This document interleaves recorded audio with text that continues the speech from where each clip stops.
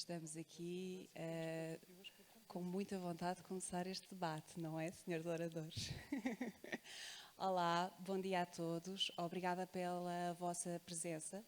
Estamos agora a iniciar a segunda sessão do dia, onde vamos falar sobre a presença dos conceitos Passive House nas universidades, na formação académica. Eu sou a Ana Varela, sou atriz, nada tenho a ver tecnicamente com esta área. No entanto, este ano lancei-me no desafio de fazer a remodelação de uma ruína da minha casa, segundo estes princípios Passive House. Além de atriz, considero-me uma ativista ambiental. Tento usar a minha voz e a minha exposição, a exposição que o meu trabalho me dá para falar sobre sustentabilidade. Portanto, como é óbvio, nunca conseguiria fazer esta obra se não fosse desta forma. Isto só para fazer uma introdução e para vos explicar porque é que uma atriz está aqui hoje a falar sobre Passive House.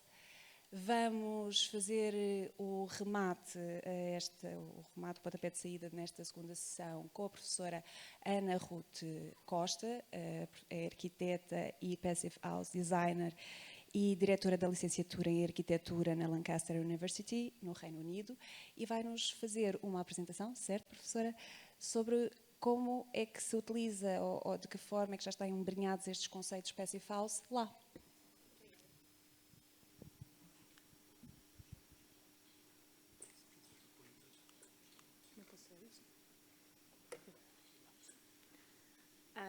Bom dia. Eu espero não começar a pôr muitas calinadas com o inglês, mas acho que vai correr bem. Vou fazer o possível para tentar falar sempre em português. Queria desde já agradecer o convite e partilhar um pouco da minha experiência no Reino Unido. O meu nome é Ana Ruth Costa e sou arquiteta e sou diretora do curso de licenciatura na Universidade de Lancaster. É uma escola recente. A Universidade de Lancaster também é recente, é dos anos 50. No entanto, é uma das 10 melhores universidades do Reino Unido e eles queriam criar o curso de criar uma escola de arquitetura e eu candidatei-me e deram-me o lugar e então tenho sido eu e mais um colega que tivemos na fundação da escola. Depois criámos a licenciatura e também temos um mestrado e doutoramentos, agora. Enquanto arquiteta, também trabalhei como arquiteta em Portugal, não desenhei casas Passive House em Portugal. E também estive envolvida no projeto do Centro de Alto Rendimento com o arquiteto Álvaro Fernandes Andrade. E também trabalhei como arquiteta na Bélgica com o gabinete da ORG. E em termos na minha investigação, inicialmente estava focada um pouco na perceber a relação entre a arquitetura e a educação, como é que as pessoas percepcionam os espaços e como é que os arquitetos podem comunicar melhor o valor da arquitetura para os utilizadores. Atualmente estou a desenvolver investigação na parte de acelerar a reutilização de materiais em construção, pensando também em minimizar os custos de carbono embutido, incorporado, e pensar como é que nós podemos maximizar a utilização de materiais em vez de estarmos sempre a explorar novos materiais no planeta Terra. Para vos dar um pouco do contexto de qual é a formação do arquiteto no Reino Unido, normalmente um aluno termina o ensino secundário, também tem outros tipos de formação profissional, e depois começam uma licenciatura em arquitetura, que são 3 anos, que é chamado o RIBA Parte 1. Depois os alunos são convidados a passar um ano fora da universidade e ter alguma prática profissional. E depois voltam para o mestrado. Normalmente o mestrado é de 2 anos, mas se os alunos querem fazer um mestrado em part-time, acabam por fazer o mestrado, por exemplo, em 3, 4 anos e continuarem a trabalhar como arquitetos. Depois passam mais um ano na prática e fazem um exame final, que é o chamado RIBA Parte 3, e nessa altura são arquitetos. Ou seja, a duração da formação do arquiteto é mais ou menos a mesma, são cerca de 7 anos.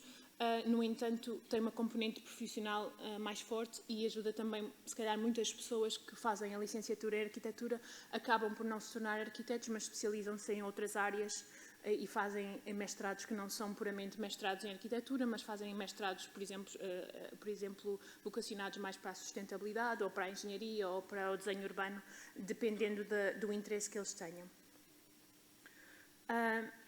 No Reino Unido existem 2 ordens profissionais, não é como a Ordem dos Arquitetos aqui, e que funcionam mais ou menos. A Ordem dos Arquitetos é equivalente a estas 2 organizações juntas.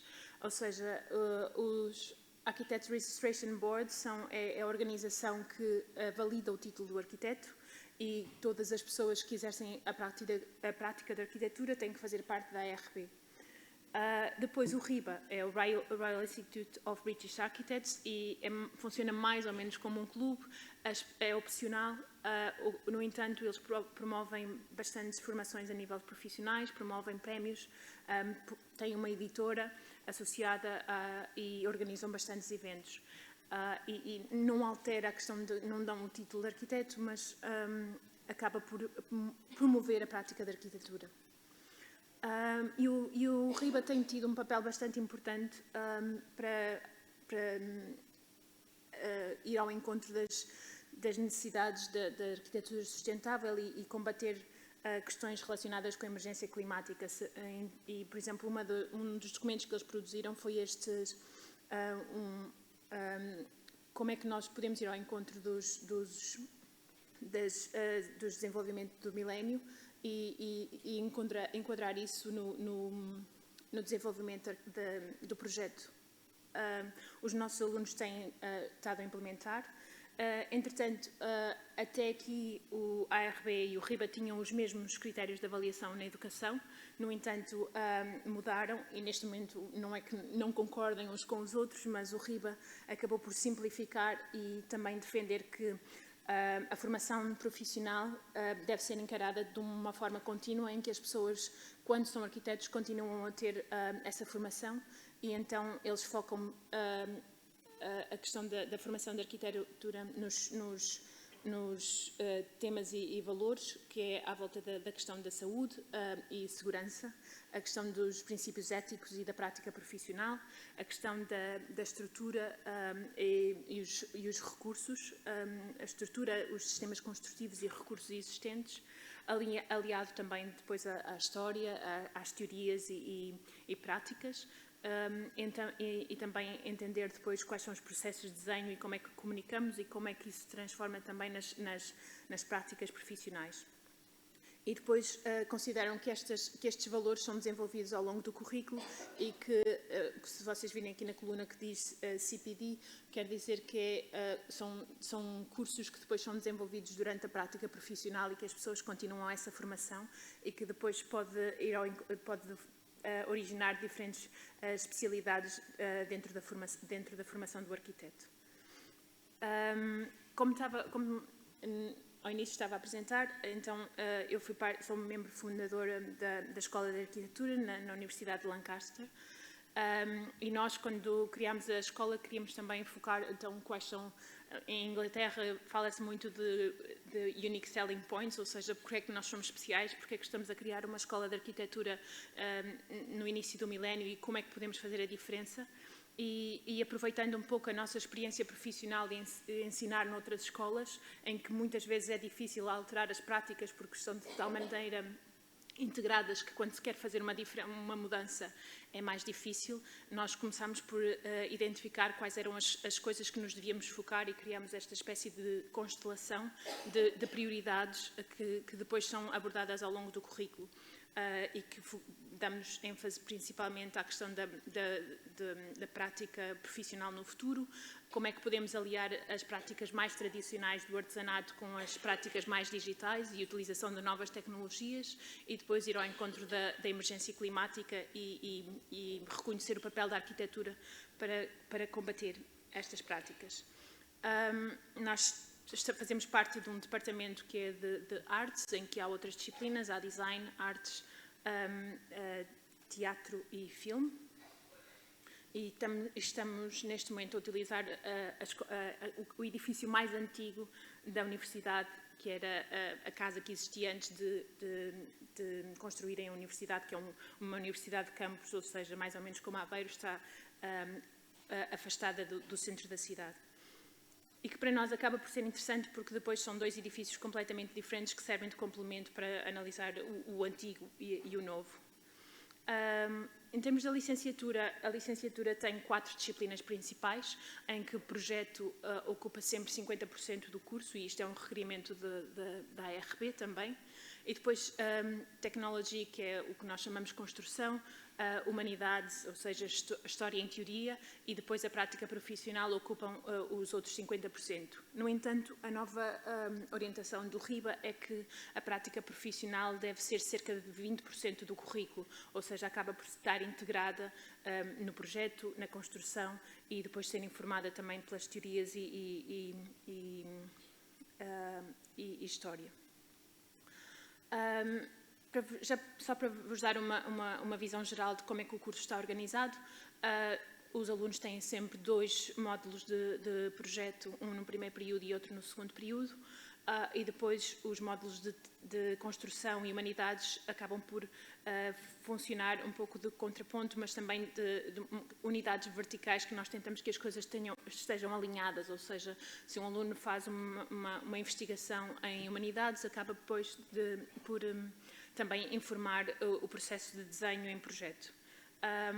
E depois a questão da prática profissional acaba por ser introduzida logo no segundo ano, a ajudar os alunos a perceber em termos de regulamento, de procedimentos, e depois acaba por ter um destaque maior no terceiro ano, quando tem um módulo dedicado a esse aspecto. E o módulo de terceiro ano também ajuda os alunos a criarem, eles têm uma parte de trabalho de grupo, em que preparam o próprio, simulam a criação de um escritório de arquitetura, que tipo de conteúdos é que gostavam de ter, que tipo de prática é que gostavam de exercer, e preparam os currículos, preparam também as cartas de apresentação para depois procurarem trabalho. Isto é só uma questão de apresentar o curso ao longo do ano, ao longo dos 3 períodos, e com destaque também no final de cada ano. Nós temos sempre uma Summer School que não é obrigatória, ou seja, não é avaliada, mas acaba por ser um bom complemento para desenvolvermos diferentes atividades que acabam por complementar aquilo que os alunos fazem de uma forma mais formal ao longo do ano. No primeiro ano, as práticas em termos de projetos são bastante exploratórias para que eles consigam perceber quais são os princípios da arquitetura. Depois desenvolvemos um pouco e também tentamos fomentar a discussão de como é que nós podemos desenhar a arquitetura, mas tendo em consideração mais do que espaços humanos, ou seja, ter em conta a natureza, ter em conta a biodiversidade e refletir sobre isso. E depois desenvolvem também outros projetos de escala pequena, mas integrados no contexto urbano.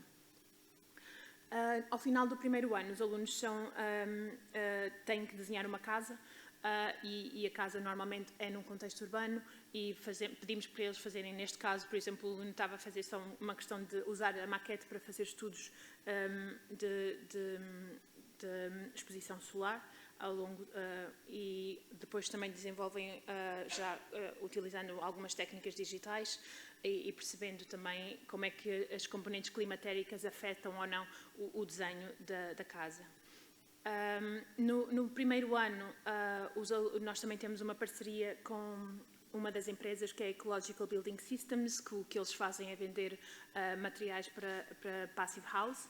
E então alguns alunos acabam por começar a perceber como é que quais são os princípios de Passive House, ou como é que podem ir ao encontro dos princípios em termos do desenho, ou seja, como é que podem abordar esta questão de desenhar uma casa, mas tendo em consideração alguns princípios. E É claro que há erros, aqui não há isolamento na base, na fundação, na laje de piso térreo, mas a ideia de tentarem perceber que o isolamento deve ser contínuo ao longo do edifício e ter algum detalhe desde o início. E neste caso também, em construção, eles analisam alguns precedentes e alguns exemplos de edifícios que depois transpõem para o processo de projeto. Aqui são outros estudos também para ajudar a perceber qual é a questão da forma e como é que a forma pode afetar ou não a performance da casa. E depois, em construção, acabamos por focar mais o trabalho em termos de a relação dos edifícios com o ambiente e depois também os sistemas construtivos, ou seja, temos uma série de casos de estudos que os alunos analisam e depois também tarefas individuais que eles fazem nos seminários e que depois apresentam no final como um relatório final do trabalho desenvolvido. E estas tarefas são desenvolvidas quer individualmente, quer em grupo, em que eles percebem diferentes níveis de complexidade de um projeto de arquitetura. No segundo ano, os alunos exploram um pouco mais a relação com a comunidade, a questão de práticas participativas em arquitetura e ter em conta qual é a perspectiva dos utilizadores no projeto.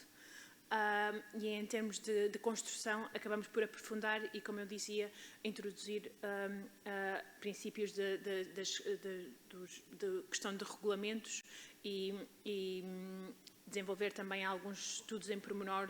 Por exemplo, os alunos acabam por têm que fazer um trabalho teórico e prático em que constroem uma maquete de como desenhar diferentes sombreamentos para uma janela existente e melhorar a performance energética de um edifício. Em complemento, acabam por começar no segundo período. Nós chamamos-lhe a questão de integração, ou seja, eles olham para o projeto que desenvolveram no primeiro período e depois analisam e desenvolvem em termos de sistema construtivo e comparam, ou seja, refletem também se o projeto deles que eles desenvolveram no primeiro período vai ao encontro dos desenvolvimentos da questão dos objetivos do milénio e dos desenvolvimentos sustentáveis da arquitetura. E isto vem, como eu dizia ao início, da orientação do RIBA. Este é algum dos exemplos dos trabalhos desenvolvidos pelos alunos. Nós usamos a casa que eu estava a mostrar ao início, onde nós temos a Escola de Arquitetura. Eles desenham diferentes sistemas de sombreamento e depois produzem estas maquetes também para testar e ver como é que funcionam. E isto é algum dos exemplos dos relatórios técnicos que os alunos produzem, não apenas em termos da solução estrutural, mas também depois de performance energética e quais são as estratégias ambientais para ir ao encontro das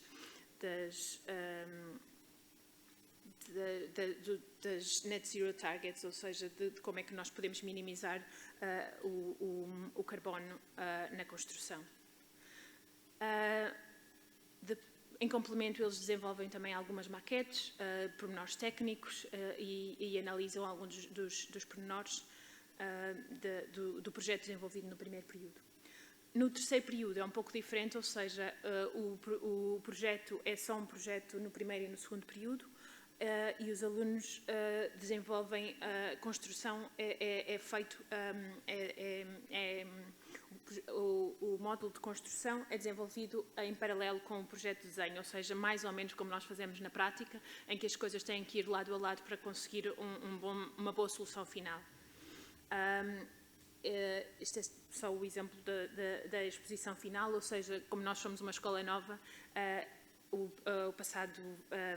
este ano, 2023, foi a primeira vez que nós tivemos os alunos licenciados de terceiro ano, ou seja, nós agora vamos ter também a visita do RIBA para validar o curso, porque uma coisa que eu me esqueci de dizer é que a ARB prescreve os cursos, ou seja, antes do curso começar a ser realizado, prescreve os cursos, mas o RIBA valida os cursos, ou seja, o RIBA faz uma visita e vai verificar o nível de trabalho que os alunos produziram, para confirmar se vai ao encontro daquilo que eles esperam de uma licenciatura de arquitetura.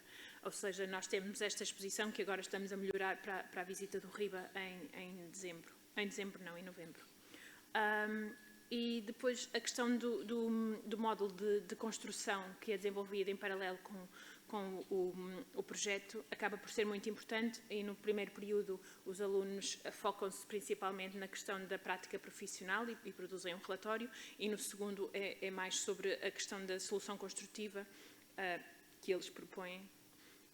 Estes são alguns exemplos dos trabalhos dos alunos, mais uma vez a ir ao encontro dos desenvolvimentos do milénio e como é que nós podemos a refletir isso no projeto, não só na escala mais pequena do edifício, mas também pensando numa escala maior, de onde é que vêm os recursos.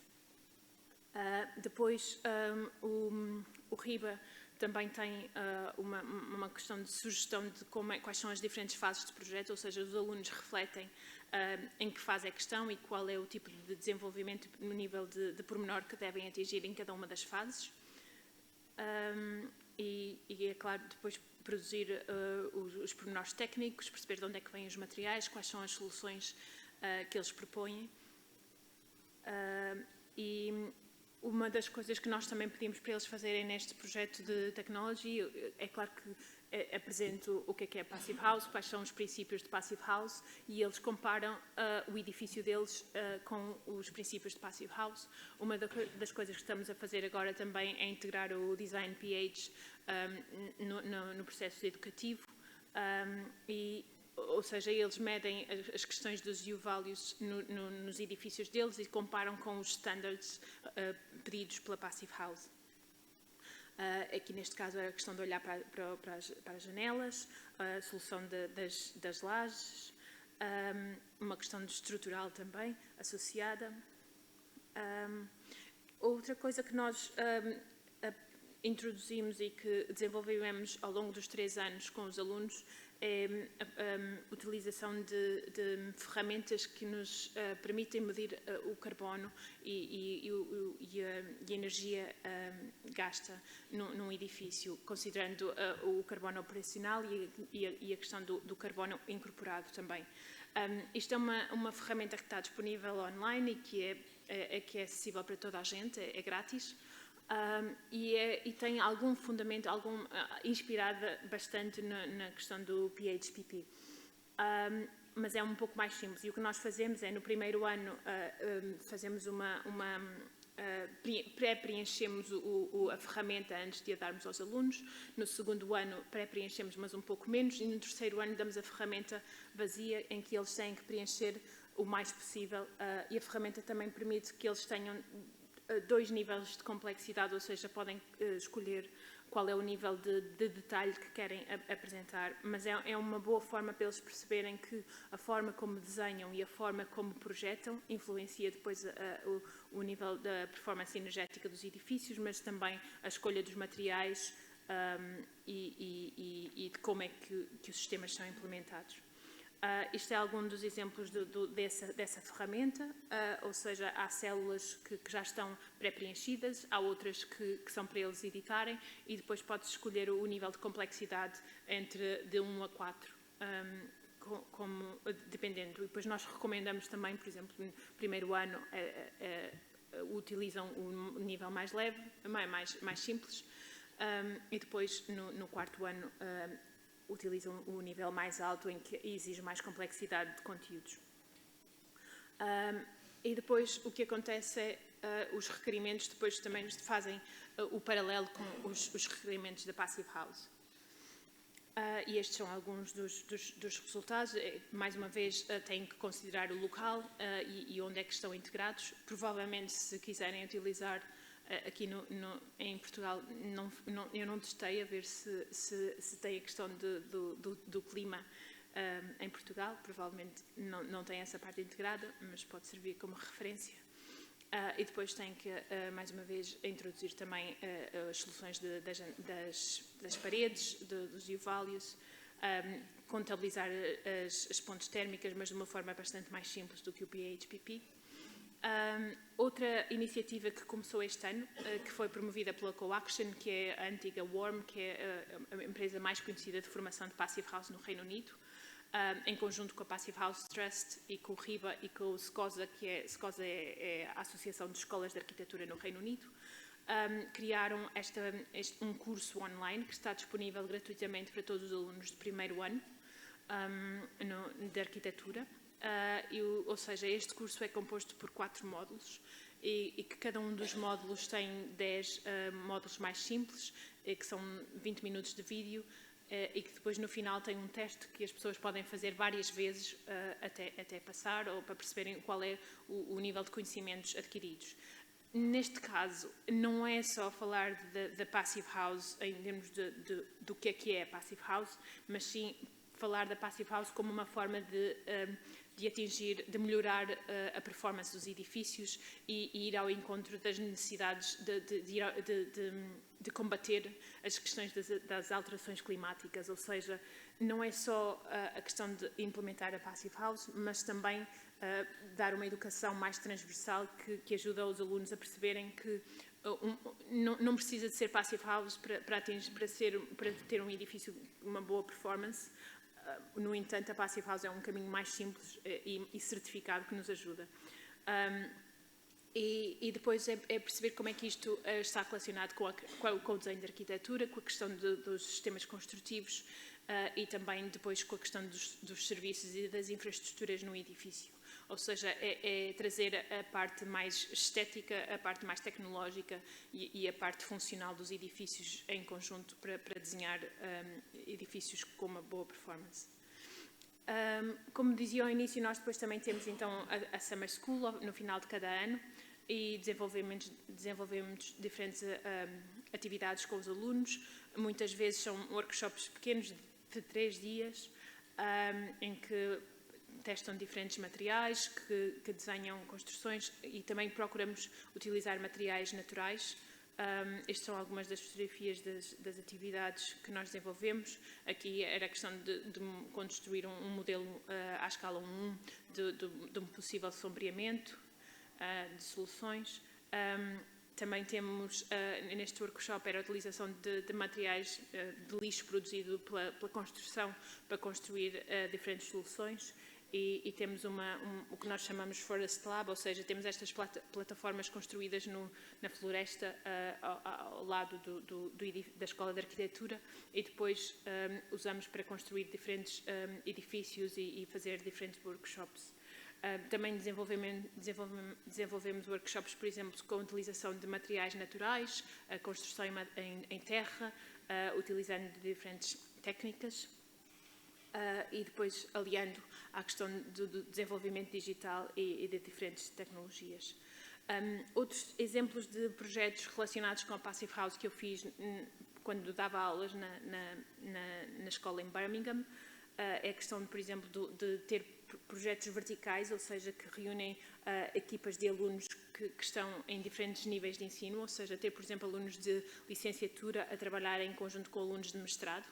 Neste caso, nós tínhamos um cliente, tínhamos um projeto que nos foi dado por um conselho, em que a equipa de planeamento identificaram um terreno que eles gostavam de desenvolver e então os alunos desenharam 3 casas para esse terreno, mas nós depois então pedimos, também era uma parceria com a Ecological Building Systems, que era os fornecedores de materiais de construção para Passive House, e então os alunos desenharam 3 casas que poderiam ser construídas eles chamam self-build, que é um bocadinho diferente daquilo que nós fazemos.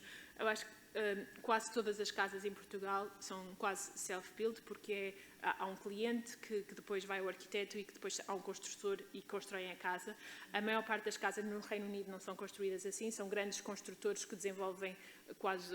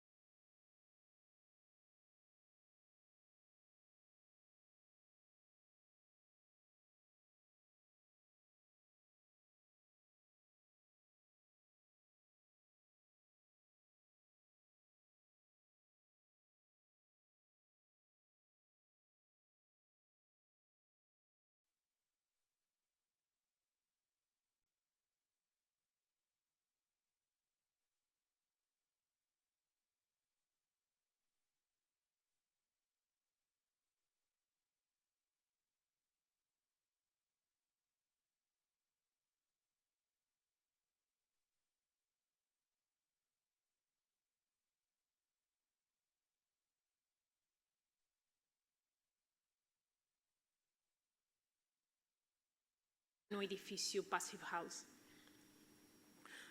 Depois também a questão de promover os projetos de recuperação e não apenas projetos novos de raiz, e com alguns exemplos e alguns casos de estudo que mostram como é que as coisas podem ser feitas. Projetos de habitação maiores, neste caso é um projeto em Londres.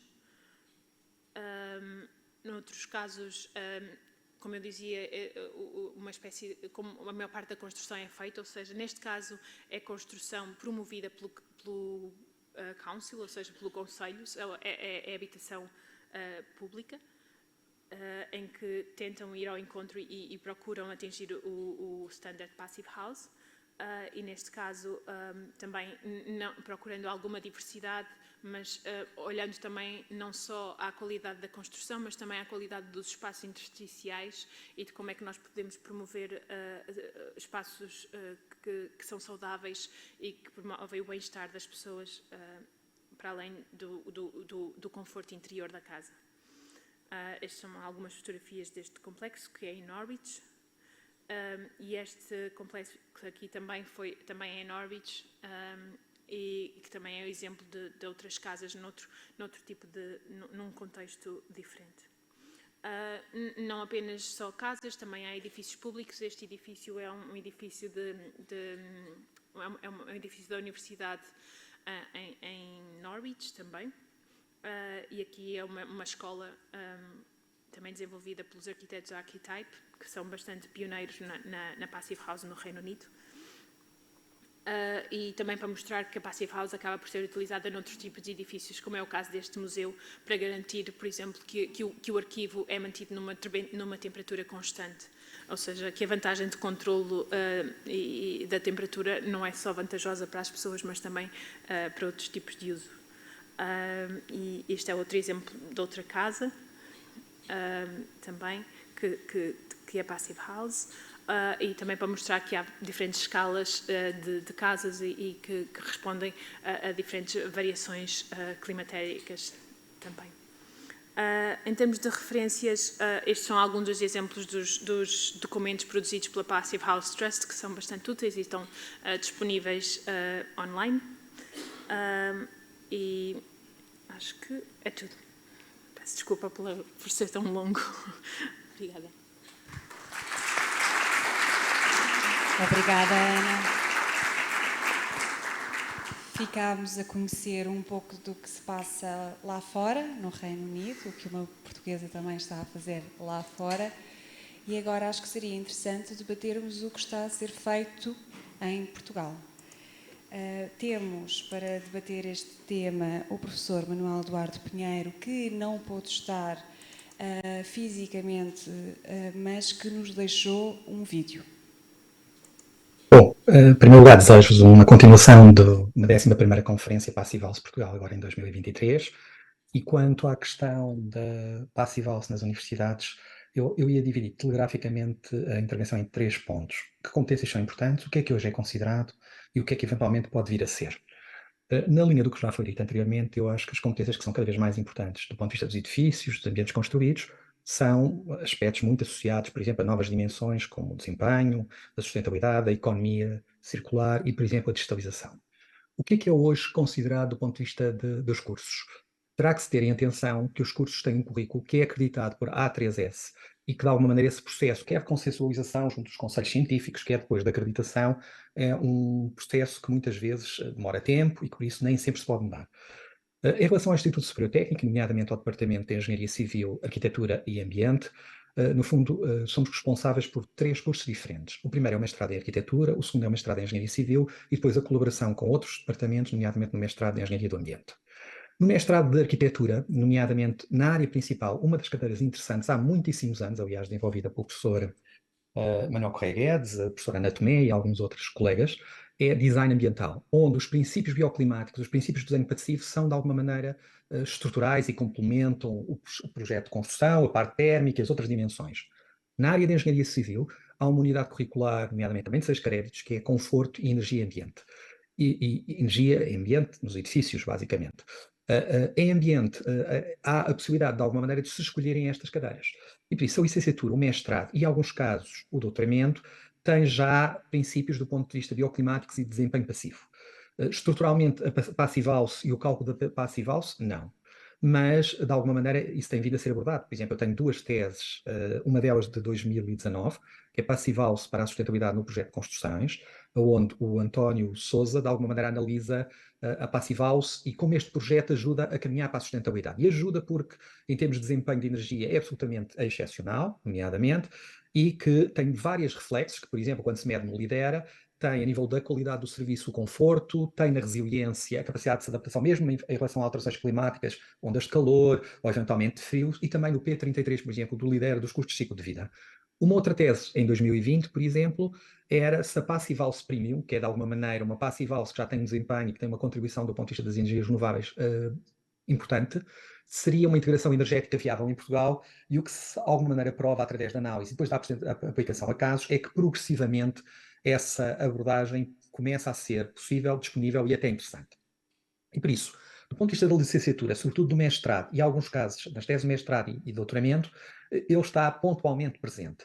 Na investigação, ele também existe. É a minha experiência dentro da Universidade de Lisboa, sou responsável de uma unidade curricular do ISEG, no curso de pós-graduação de Gestão e Avaliação Imobiliária, que se chama Imobiliário Sustentável, onde numa das aulas, nomeadamente da energia, há uma grande parte que dedico, nomeadamente, a explicar a Passivhaus, sobretudo aos gestores e avaliadores imobiliários em relação a isso. Há, para além disso, uma outra dimensão do que hoje é considerado, que é na formação para a vida, onde as universidades tendencialmente ainda não têm, digamos, estas questões da Passivhaus e da especificação, mas eu acho que pode ser ligar à questão final, que tem a ver com o que é que pode ser. E eu julgo que quando falamos o que é que poderá ser e melhorar para o futuro, eu acho que há dois timings. O primeiro é a integração dos cursos, que pode começar pelo projeto de uma forma fácil. Eventualmente, a integração nos currículos é um bocadinho mais demorado, pelo aquele processo que eu vos falei, da acreditação dos cursos, mas a formação para a vida e o potenciar a integração da formação para a vida acho que é absolutamente interessante e absolutamente decisivo. E nesse sentido, eu acho que os conceitos da Passivhaus, e nomeadamente, incluindo em termos de investigação, o seu ajustamento a diferentes realidades, com diferentes características e a diferentes soluções, acho que pode ser relativamente interessante e, sobretudo, desde logo na parte de reabilitação. E o potenciar a formação e a integração para a vida, nomeadamente, que ocorre no Técnico Mais ou no Fundec, acho que poderá ser um dos aspectos a desenvolver potencialmente no futuro. Percebemos que no técnico existem algumas disciplinas já integradas, viradas talvez para conceitos de eficiência energética. Temos connosco o professor João Paulo Cardielos, que é professor no Departamento de Arquitetura da Faculdade de Ciências e Tecnologia da Universidade de Coimbra e coordenador do curso de mestrado integrado em Arquitetura. E queria lhe perguntar, verdade? É temporário, ok, pronto, já não. Mas passou por lá, certo? E queria que nos desse também aqui uma noção do que se passa, por exemplo, em Coimbra.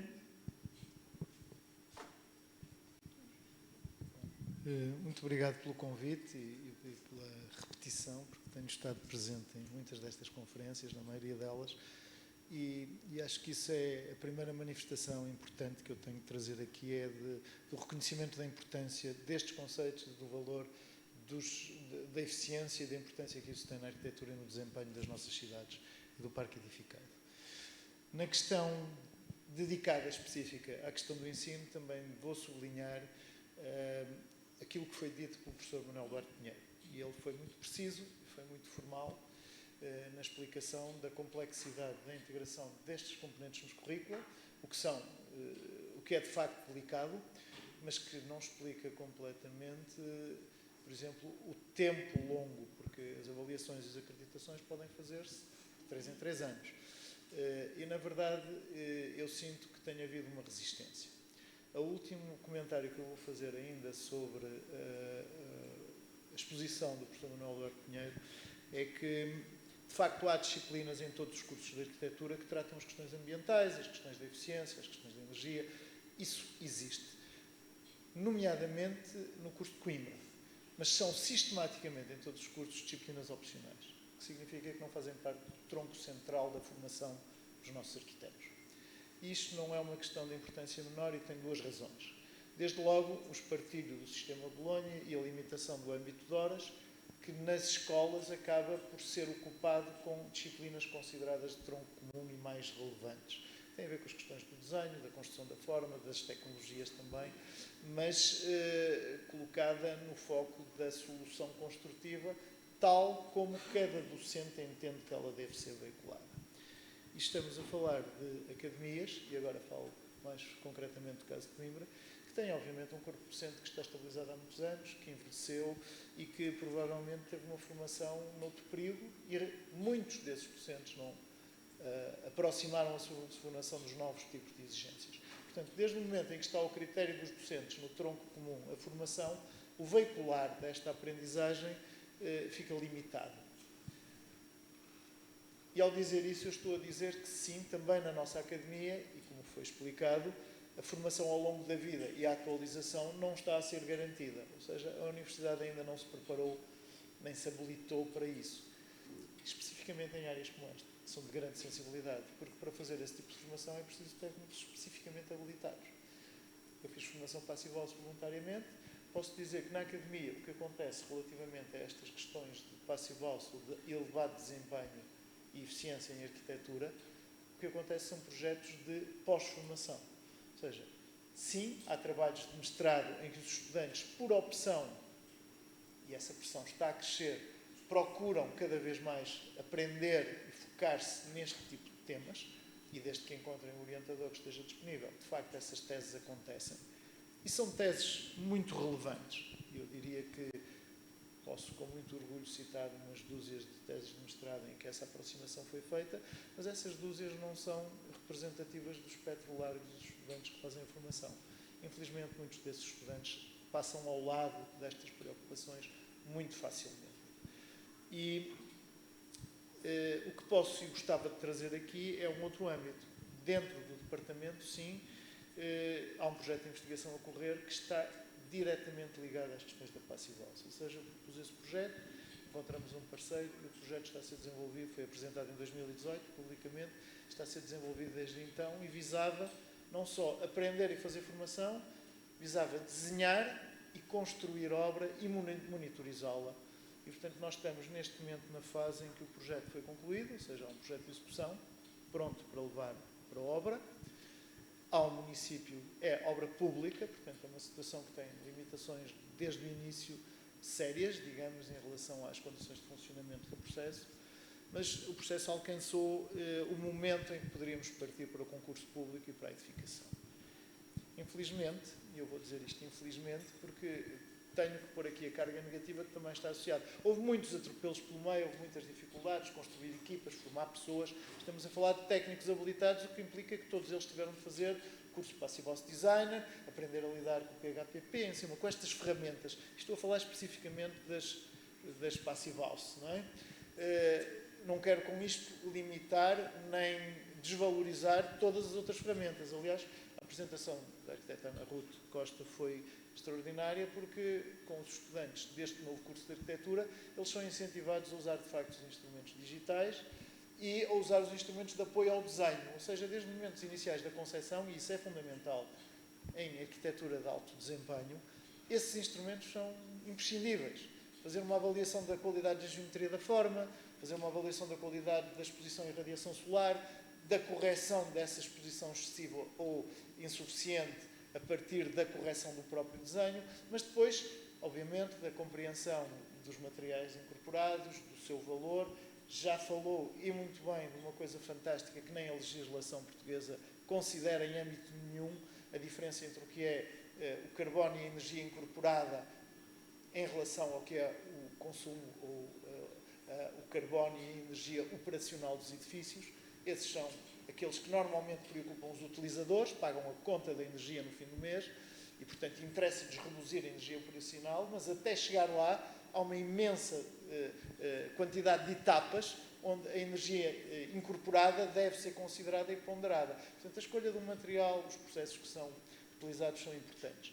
E há imensos instrumentos, ela demonstrou muito bem como há ferramentas para fazer valer todas essas etapas. Sublinho, creio que a Academia Portuguesa está um bocadinho distante da otimização desses processos. E digo com imenso pesar, faço este caminho quase há 3 décadas estive envolvido durante mais de 20 anos, inclusive na única iniciativa, e penso que ainda a mais representativa em Portugal, neste âmbito, que é a Iniciativa Energia para a Sustentabilidade, que tem cursos de pós-formação, de mestrado e de doutoramento na Universidade de Coimbra, em colaboração com o MIT. E posso dizer que a arquitetura nunca se envolveu suficientemente, eu fui membro dessa comissão científica, a arquitetura enquanto escola de arquitetura nunca se envolveu suficientemente para trabalhar em parceria com as engenharias, nomeadamente as especialidades, e com aquelas engenharias que estão muito mais, digamos assim, embaladas no processo da otimização, que me preocupam, e devo dizê-lo assim, dentro das engenharias, das tecnologias, por exemplo, da AVAC, não é? Dos sistemas de ventilação, aquecimento, arrefecimento e por aí, que vão ser imprescindíveis cada vez mais, face à crise climática que estamos a enfrentar e ao desempenho. Eu estou convencido que não é de maneira nenhuma pela via simples da tecnologia e da otimização dos sistemas que nós vamos ter resultados. Portanto, nós precisamos, de facto, que o desenho passivo seja otimizado para minimizar as necessidades dos sistemas ativos. Esse trabalho de complementaridade não está a ser desenvolvido com grande equilíbrio dentro da Academia Portuguesa e eu aqui faço meia culpa, a Academia Portuguesa distingue-se bastante das academias do Norte da Europa e das escolas de tradição anglo-saxónica, como aquela que tivemos a oportunidade magnífica de perceber aqui, explicada, num curso de raiz construído para responder a estes problemas. Foi-nos deixado claro que a condição tecnocientífica é dominante num curso destes. A tradição das escolas do sul da Europa, portanto, não é só das portuguesas, Espanha, Itália, Grécia, em suma, mesmo uma parte da Academia Francesa, é de tradição dita Beaux-Arts, belas artes. E aproveita-se desse, e eu digo aproveita-se porque é pejorativo, é negativa esta carga que eu quero introduzir aqui. Aproveita-se desse epíteto de belas artes para se focar nos domínios das dimensões estéticas e eventualmente éticas, mas deixa cair facilmente na dimensão ética a condição da componente tecnológica. É aí que eu creio que há um déficit na Academia Portuguesa. E isso acontece muito por força dos quadros de que ela dispõe neste momento. Portanto, a habilitação dos quadros é fundamental. Não é por acidente que a Ana Ruth é uma jovem arquiteta, e tenho que dizer isto ao meu lado, que é recrutada muito rapidamente após a sua pós-formação para lançar um curso novo numa escola nova e para, obviamente, embarcar nesse processo. Estou longe de pretender avaliar-se depois na dimensão estética o desempenho dos cursos anglo-saxónicos é igual aos do sul da Europa. Fazem arquiteturas diferentes seguramente e as nossas são menos eficientes. Eu digo isto com muito pesar. Assisti um bocadinho da apresentação anterior e uma das questões colocadas por uma arquiteta ou engenheira, não sei, que assume o papel de direção de obra e que me dizia que perguntava como é que se pode usar um manual para fazer bem estas coisas. Eu diria dificilmente. E isto não é para desiludir. Dificilmente porque os erros de projeto em Portugal e nas arquiteturas do Sul são sistemáticos.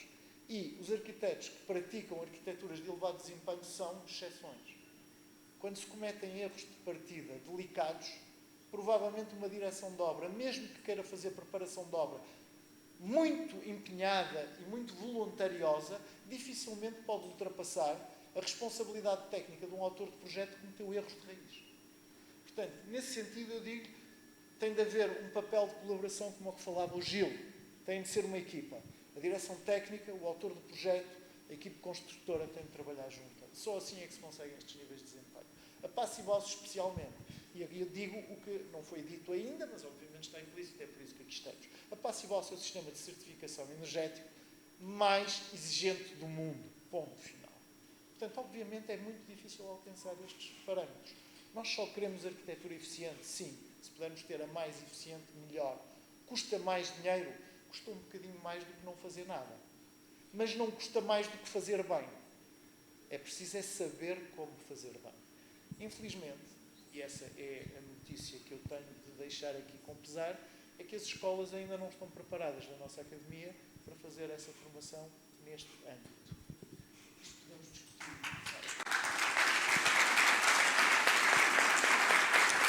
Ok, tivemos um retrato claro do que se passa na nossa academia. Temos também connosco a professora Marlene Roque, professora no ISCTE, vogal e responsável pela formação na Ordem dos Arquitetos, e pergunto-lhe, professora, o que é que estaria ao alcance de fazer para que esta formação Passive House estivesse ao alcance dos alunos que estão em formação e que não seja apenas uma opção daqueles que já acabaram a sua formação académica? Muito bem. Antes de mais, muito obrigada pelo convite. Espero que esteja a ser muito proveitoso para todos. Eu começava por responder a uma questão que não foi colocada, mas para cruzar com o que o professor Manuel Pinheiro disse e o professor João Paulo Cardielos, de uma forma ou de outra, cada escola, cada universidade terá o seu currículo. No ISCTE, não querendo fazer comparações, mas para também fazê-lo implicitamente, desde o primeiro ano do curso, portanto, os primeiros 3 anos, temos a cadeira de Física das Construções e depois no âmbito das tecnologias, e para o qual eu fui convidada para lecionar precisamente as áreas onde me especializei, a eficiência energética e a acústica dos edifícios. Só a partir do 4º ano, de fase de mestrado, é que os alunos têm a opção de não querer estudar estas matérias, mas até ao 4º ano terão que o fazer comigo. No ISCTE, portanto, este curso de arquitetura, este mestrado integrado de arquitetura, foi desenhado para uma componente de tecnologia muito forte, muito pesada, em que trabalhamos sempre paralelamente com a arquitetura, com o projeto a ser desenvolvido em arquitetura, a questão tecnológica, que no caso do ISCTE com uma componente de BIM desde o primeiro ano, em Revit, e todos estes pormenores, estes detalhes e este fazer construir surge logo no primeiro ano, no segundo semestre, e estão comigo até terminar o 3º ano. Depois, quem quer opta pelas cadeiras optativas de NZEB e de sustentabilidade daí em diante. Também quero porque é uma novidade, foi recentemente acreditado o curso em Reabilitação e Sustentabilidade no ISCTE, portanto, a partir do próximo ano espero termos alunos. Será mais uma área onde eu estarei com a cadeira de Projeto e Sustentabilidade.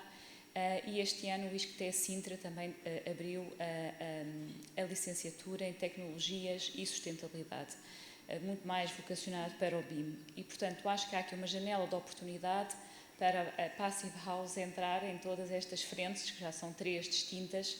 É uma questão de se proporcionar esta conversa, porque acredito que o ISCTE estará aberto a isto, senão não me teria convidado a mim há 3 anos para lecionar estas cadeiras com esta ênfase da eficiência energética logo desde o primeiro momento, a implantação, a arquitetura bioclimática, os princípios desta, logo no primeiro ano. Eu penso que não teria aceito o convite se assim não fosse a vontade do ISCTE.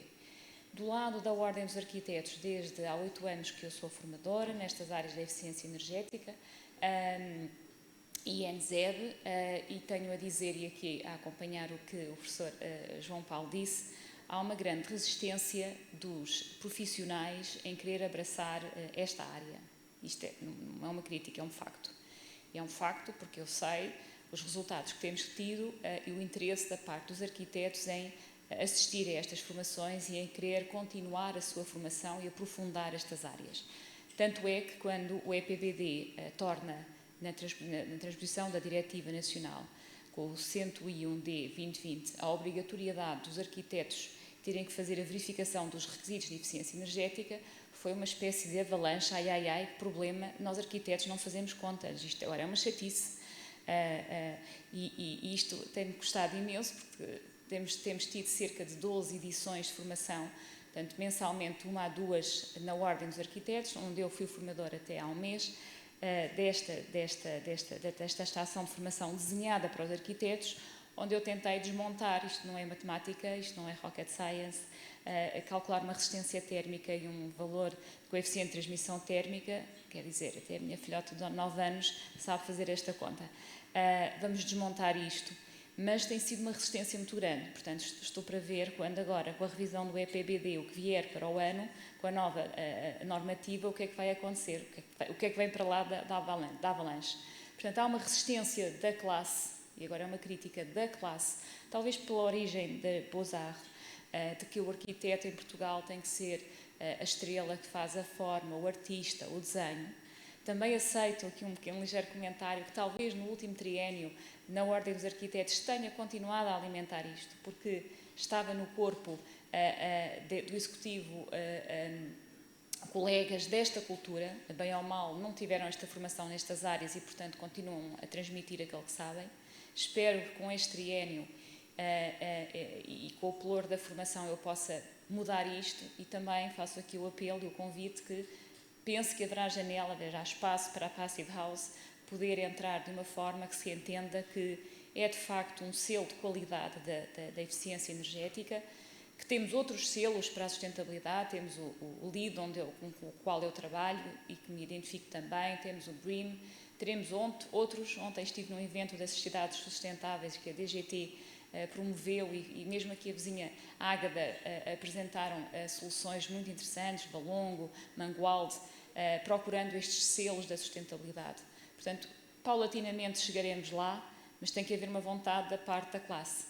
A mudança do paradigma. O arquiteto hoje não pode ser só o artista, eu digo isto, repito isto nas aulas e na formação, não tem que ser um técnico, tem que pensar que o conjunto só funciona bem, portanto a peça estética só funcionará bem se lá dentro a pessoa vive o espaço, sente o espaço com conforto, com qualidade, com saúde e de preferência que a fatura no final do mês seja baixinha.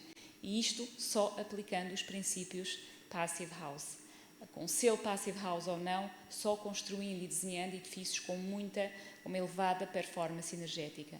E espero com isto motivar os arquitetos que aqui estejam presentes, porque não é o futuro, é o presente, é o já. Sou pena de 2050 o futuro ser bastante negativo para as próximas gerações. Muito obrigada.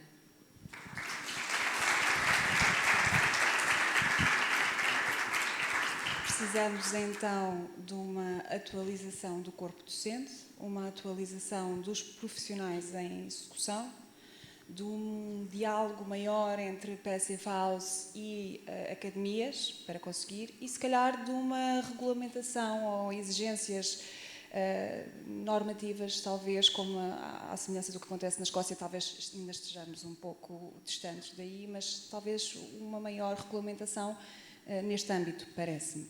Eu queria também abrir as questões ao público, não sei se alguém tem alguma questão para colocar a este painel. Se tiverem, por favor, é só levantar a mão e colocar a questão. Questões são bem-vindas. Podemos continuar a debater de uma forma mais aberta este tema. Professora, acha que, não sei se tantos anos fora, se está a par do que se passa no ensino em Portugal neste âmbito, acha que seria possível replicar o mesmo modelo que aplicou no Reino Unido aqui em Portugal, ou acha que é um grande processo e super demorado? Eu acho que é possível e muitas vezes algumas coisas é normal que se calhar as pessoas que já estão a fazer a mesma coisa há muitos anos que tenham a tendência de continuar a fazer o mesmo. Mas muitas vezes nós também podemos ver que a mudança às vezes é pedida pelos alunos, ou seja, se calhar são os alunos que vão com outro interesse estudar arquitetura e que têm a noção que a arquitetura pode fazer a diferença. Claro que a mudança tem que acontecer a vários níveis e com várias perspectivas. Eu, se pensar, se calhar, na minha educação, enquanto arquiteta em Portugal, se calhar só no final lembro-me de começar a pegar no livro do Green Vitruvius, e se calhar foi um dos primeiros livros que depois um dos meus colegas estava interessado, e acaba por ser um pouco de passar a mensagem e as pessoas começarem a interessar-se por essas práticas.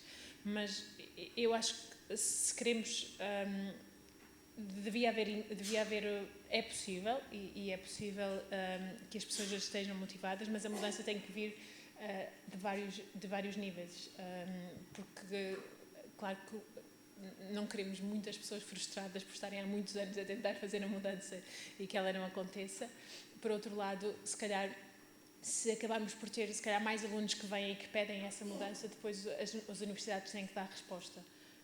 também. E acho que foi isso um pouco que aconteceu no Reino Unido e que se notou bastante diferença, se calhar durante o Covid, que as pessoas estavam mais em casa e acabou por haver mais eventos online, que estavam mais acessíveis para toda a gente, e que há uma série de vídeos disponíveis em que muitos dos movimentos começaram a gerar nessa altura.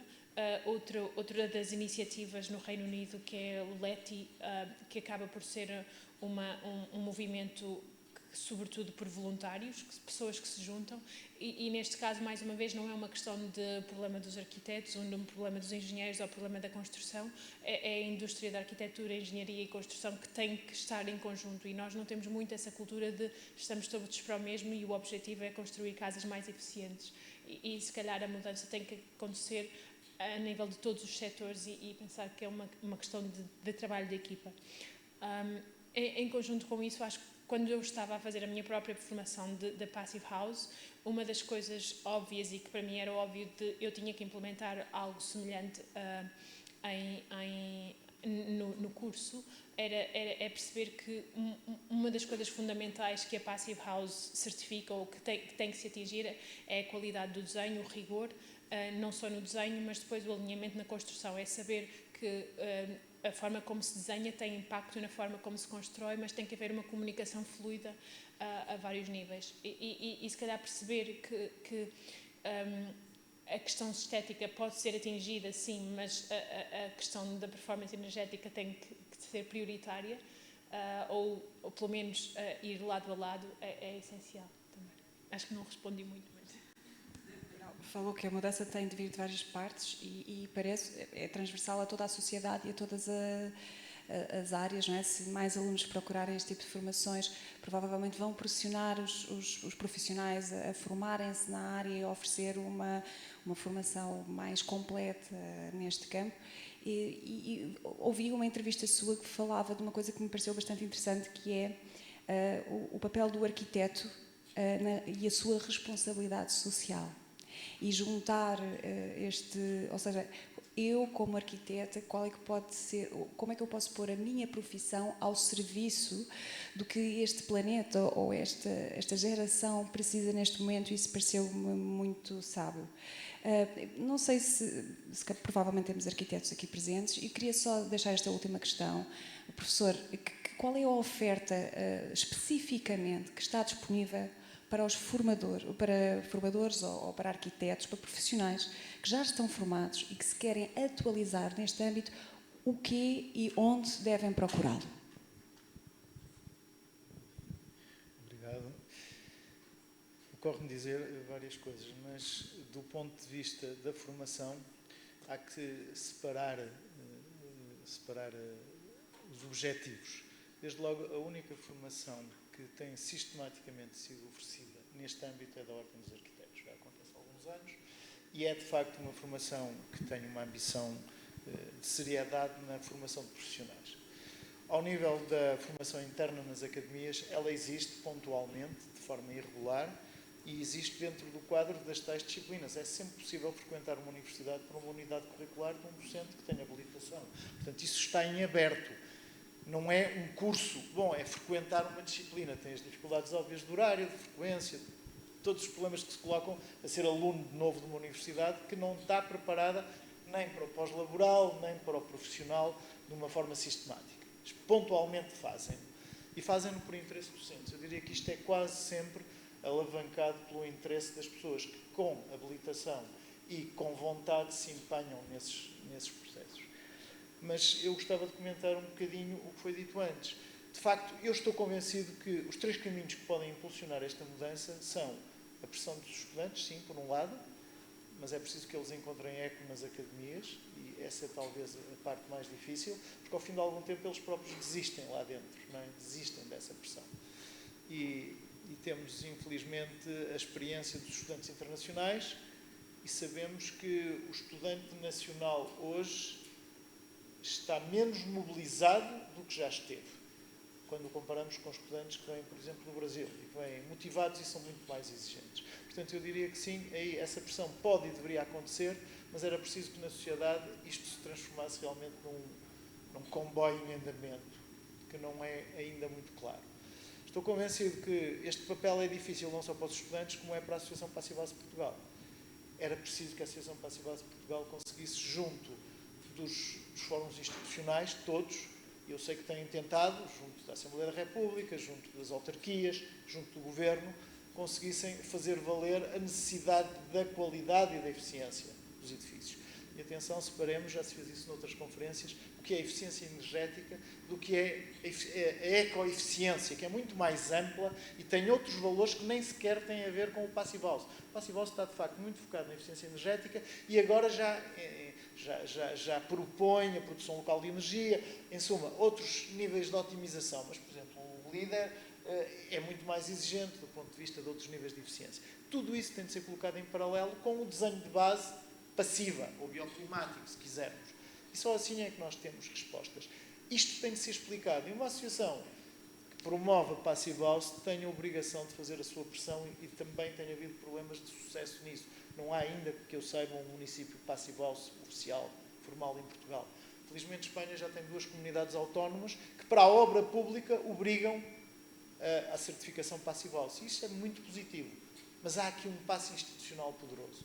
E, por fim, há o outro domínio, eu diria, o domínio político. Quer dizer, era importante que os nossos políticos tivessem formação. Isso é um déficit generalizado, não é na área da arquitetura nem do urbanismo. Um político com a habilitação própria sabe aquilo a que deve aspirar para o seu município ou para o seu governo do seu país. Infelizmente, isso não é frequente. O discurso da eficiência e da sustentabilidade é um chavão jornalístico que o político apropria. Mas, na hora da verdade, isso cai facilmente. E eu vou explicar o que quero dizer. Neste momento, toda a obra pública está em vias de financiamento de um modo ou outro via PRR. PRR significa fundos europeus. Neste último quadro, ou nestes últimos anos, os fundos europeus implicam um financiamento único para cada empreendimento. O que significa que há um limite, que é o teto que está definido para aquela obra, e o município, uma Câmara ou o Governo não pode acrescentar-lhe verbas para melhorar coisas que não cabem naquele custo. Desde logo, o que é que está a acontecer? Projetos que têm a ambição de ser Passive House e que podiam ser construídos por um município, a partir do momento em que esse município se candidata a fundos do PRR, ficam impossibilitados de alcançar os níveis de desempenho que nós queríamos. E é vontade política, porque é a decisão política que quer ir buscar aquele meio de financiamento fácil e acessível neste momento. Ou seja, temos a política nacional a destruir a possibilidade de construir ou alavancar resultados. Portanto, há aqui dimensões muito difíceis. Era preciso não só que a associação aparecesse, que os estudantes aparecessem, que as universidades tivessem a capacidade de exigir esta mudança. Precisamos, sobretudo, de uma resposta conjuntural. E havia um parceiro poderosíssimo e muito importante, do qual também não podemos esperar muito neste momento, que é a fileira da construção. A fileira da construção está a ter uns momentos altos outra vez. Está a fazer lucros astronómicos com qualidade baixíssima e com custos de construção extraordinariamente pobres para os custos de comercialização. E não há mediação. Na Universidade Portuguesa, a área imobiliária ainda não é formada, como é noutros países, nomeadamente Inglaterra, Holanda, Não, eu sei que falo... Assim, não, eu concordo, e tendo em conta o que a professora disse, sim, com o que a professora disse que no Reino Unido, ao contrário do Reino Unido, em Portugal havia muito o ou seja, o cliente é que decide construir, também os clientes, ou seja, o consumidor final, devia estar informado ao ponto de exigir esses critérios, exatamente. Mas eu interrompi só porque temos uma questão da audiência e eu não posso dizer que abri as questões, temos várias questões, não posso dizer que abri a audiência e depois não ouvir. Por favor. É rápido. Eu vou fazer uma intervenção um bocado contra, e até ao contrário, porque já podem reparar que eu não sou português, sou espanhol, trabalho cá há 20 anos, formei em Espanha. E eu vim cá, quando acabei o curso, atraído pela qualidade da arquitetura portuguesa e reconhecida internacionalmente. A conclusão deste painel, assim, muito simplesmente, é matar os mestres, renovar os docentes mais velhos que estão e retirar a ordem dos arquitetos, os que estavam, o professor Gonzalo Birne, que saiu, e agora vamos, de repente, renovar tudo. Sim. Pronto, claro, estou a ser um bocado, levar a coisa ao extremo. Eu sou amigo do João Paulo, eu sei que ele não pensa isso, não sei, mas, claro, dito desta maneira, e entre os três, parece que vamos a apagar tudo o que está da arquitetura portuguesa, importar modelos de realidades completamente diferentes, como é a inglesa, en todos os aspectos, nomeadamente.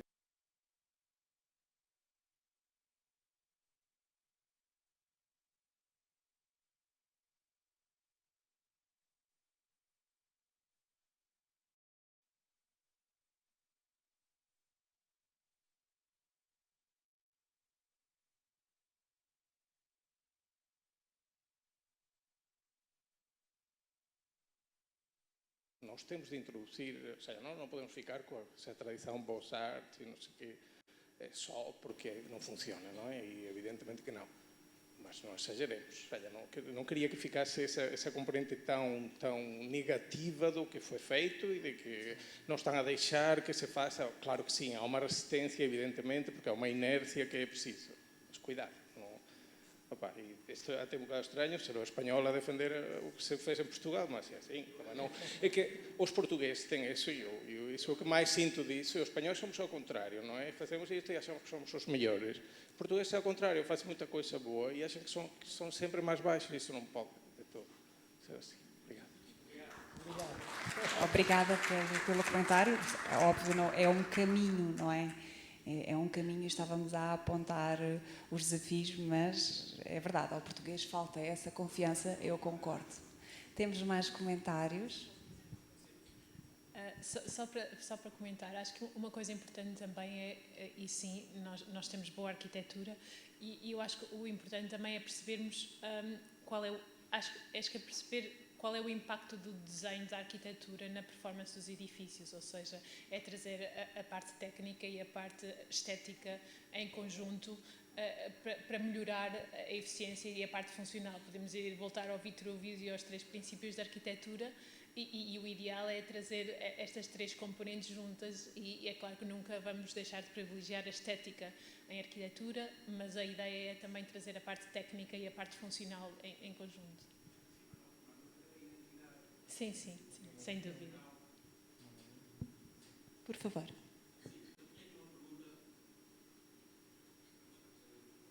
Está a funcionar. Vou fazer uma pergunta à arquiteta Ana Ruth Costa relativamente à realidade inglesa, porque falámos aqui, há realmente aqui um problema que já identificámos. Realmente a nossa construção não tem qualidade, eu penso que não passa pela arquitetura. Eu, tal como arquiteta, também me ofereceram há 20 anos atrás, um jovem arquiteto que trabalhava comigo, Green Vitruvius, e eu realmente foi, digamos, um ponto de partida, digamos, para todas estas questões. Portanto, os arquitetos, eu penso que estão sensibilizados para as questões do ambiente, para as questões da eficiência, para todas estas coisas, têm que ser colocados e enquadrados da forma correta e, acima, tem que ser-lhes dada a possibilidade de o poderem fazer. E esta é a questão.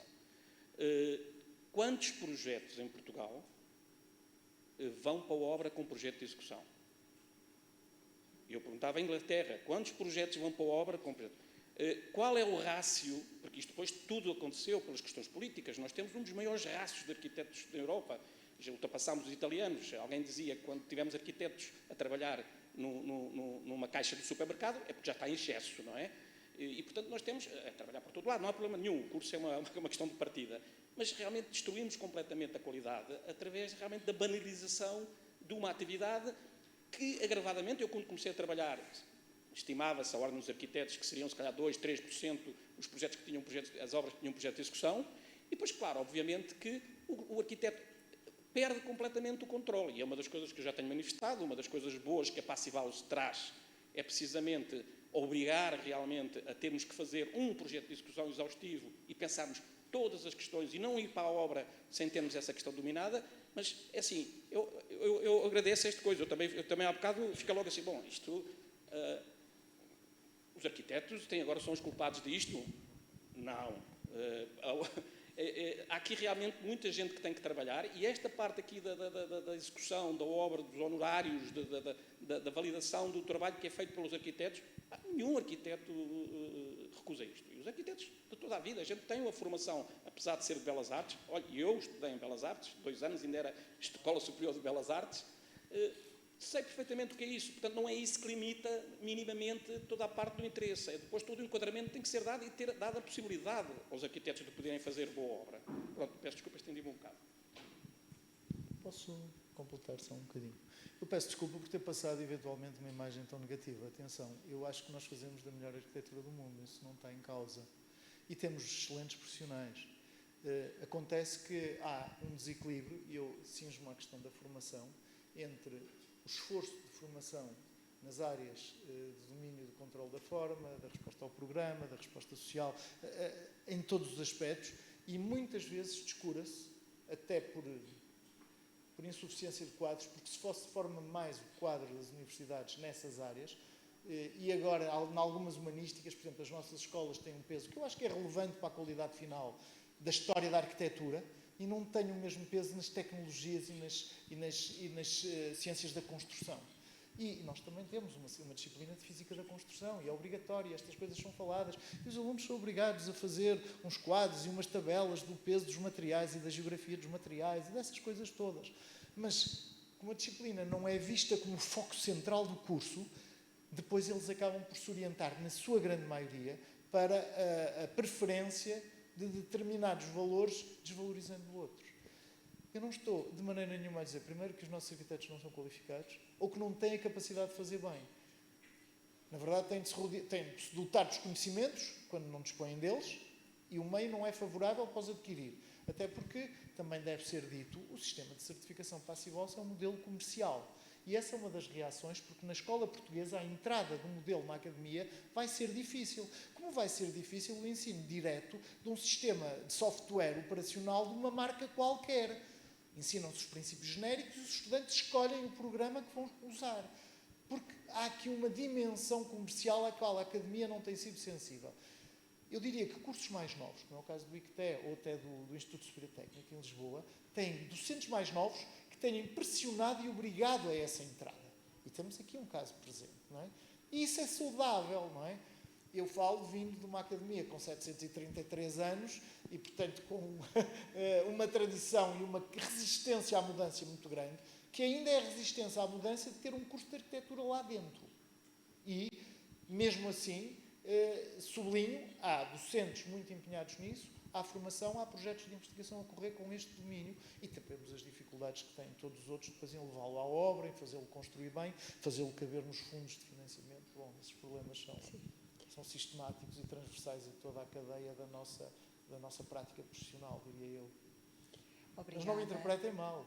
Sou um adepto convicto de que fazemos a melhor arquitetura do mundo. Portanto, exato. E estamos a falar dos desafios para o caminho e para melhorarmos enquanto um todo. Eu acho que estão lançadas várias questões e acho que desafio a todos a continuar este debate ao almoço, porque já estamos muito atrasados, mas temos um almoço agora no hotel, certo? No hotel. E podemos continuar esta conversa lá. O que é que acham? Eu sei, mas já passámos quanto? Já passamos há algum tempo. Obrigada a todos, é realmente um tema a debater e... Obrigada.